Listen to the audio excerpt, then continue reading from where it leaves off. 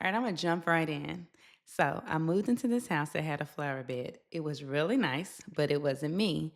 The upkeep was just too much. It didn't resonate with me, and I didn't know what I was doing. So I decided to purchase some flowers that I thought were pretty and would be low maintenance, not knowing what in the world I was doing.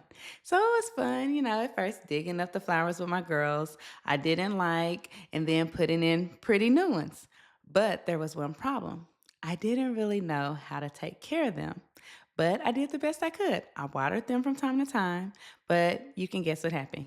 Yep, they died. So I tried again the next summer, and the same thing happened.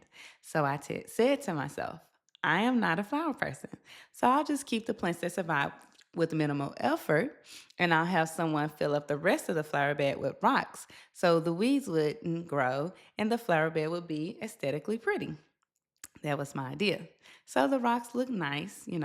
Okay, well, honestly, that took some time to get used to, but there was a problem. The weeds were growing in the space between the rocks. At first, I didn't mind. I thought, no problem, I'll just pull them up. So I did. Then a few days would pass, and then they would grow back. I would wait until I couldn't take it anymore, how bad it looked, and then I'll pull them up again. Satisfied with what I could get and feeling, like, okay, I did something. But I just couldn't get over this. So over time, the weeds began to be a headache and a chronic problem. I tried weed killer, that helped some, but the weeds were on a mission to get on my last nerves. So I finally put up the rocks and said something has to give. So this spring, I am going to come up with something new.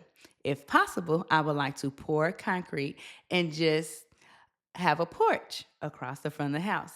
I'm just saying. So if you have a better idea, let me know. But anyway, the point of me telling this story is that that's how we have to be with our faith: resilient, consistent, bold, strong. Be like the weeds. I mean, be like downright annoying. Be diligent in our faith, just like the weeds coming through. Keep your mind strong because you are speaking life into yourself and wearing the whole armor of God. So when the unexpected things come up in life, you know how to navigate. Many people say quitting is for failures. I believe that is inaccurate. I believe there's a time to start something and there is a time to assess and realize that this has run its course, and that's okay. God calls us into different seasons.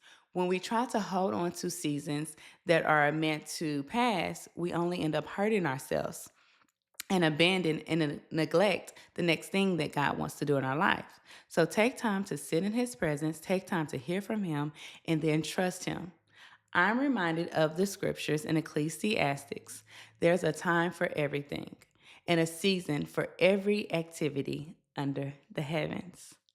A time to be born and a time to die, a time to plant and a time to uproot, a time to kill and a time to heal, a time to tear down and a time to build, a time to weep and a time to laugh, a time to mourn and a time to dance, a time to scatter stones and a time to gather them, a time to embrace and a time to refrain from embracing, a time to search and a time to give up, a time to keep and a time to throw away, a time to tear and a time to mend, a time to be silent and a time to speak, a time to love and a time to hate, a time for war and a time for peace.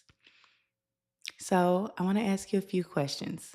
What needs to be born in your life? Is it hope, renewed strength, a dream, a vision, a life, a call?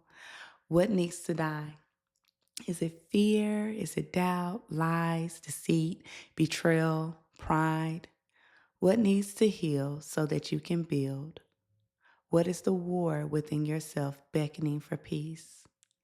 What do you need to fight against that's trying to destroy you? What have you learned through the tears? What laughter has brought you joy? Hold on to it and keep it near to your heart. Even if you need to pause to reflect on these questions, take time for you. I think of Matthew, and while being a weed and being resilient, we have to release what needs to be released so that we must seek in order to find and knock, and the door will be open. This life is futile. Live on purpose. I challenge you to love yourself Be blessed. I love you.